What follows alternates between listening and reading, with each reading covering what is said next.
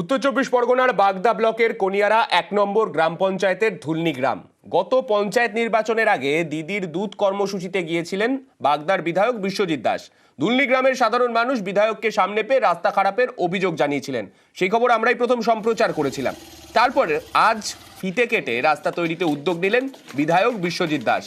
এই রাস্তার জন্য প্রায় ২ কোটি টাকা বরাদ্দ করা হয়েছে। আমাদের সঙ্গে টেলিফোন লাইনে রয়েছেন আমাদের প্রতিনিধি অনিরুদ্ধ। একটা বিষয়, এই রাস্তা এতদিন পরে যখন কাজ শুরু হলো শেষমেশ, সাধারণ মানুষ যারা দীর্ঘদিন ভোগান্তির সম্মুখীন হয়েছেন তারা কি খুশি হতে পারলেন শেষমেশ?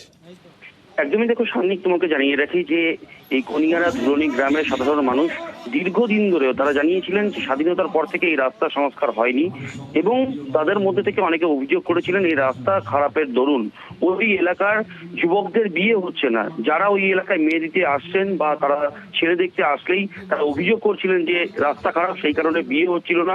তেমনই অভিযোগ করেছিলেন বিধায়কের কাছে।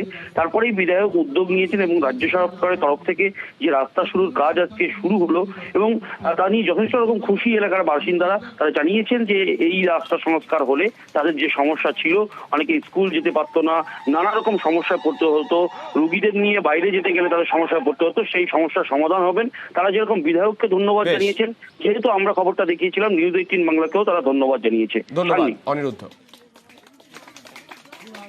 যেটা বাস্তব জিনিস সেটাই আমি তুলে ধরেছিলাম যে এখানে যারা ছেলেরা আছে, মেয়েরা আছে, ঠিক আছে, বিয়ে হচ্ছিল না এই রাস্তার জন্য। যেটা বাস্তব জিনিস সেটা আমি সবার সামনে তুলে ধরেছিলাম, কিন্তু সেটা বাস্তব হতে চলেছে। আমাদের বিশ্বজিৎ বাবু সে রাস্তাটা আজকে উদ্বোধন করছে, তাকে অসংখ্য ধন্যবাদ। উদ্বোধন বলতে জানাবো খুব আনন্দ। রাস্তাটা হলেই আমাদের পাড়া বিয়েরা দুমাদুম।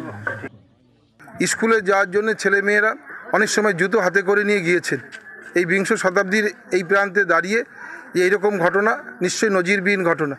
এই কথাটা মুখ্যমন্ত্রীকে আমি জানিয়েছিলাম এবং আমি কৃতজ্ঞতা প্রকাশ করছি বাংলার মুখ্যমন্ত্রীর কাছে যে তিনি তাৎক্ষণিক সিদ্ধান্ত নিয়েছিলেন রাস্তাটা করবার জন্যে।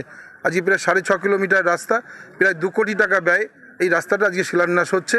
নিশ্চিতভাবে এলাকার মানুষ আনন্দিত এবং যে সমস্যায় তারা ভোগ করেছিলেন সেই সমস্যা আর আগামীতে সেটা হবে না।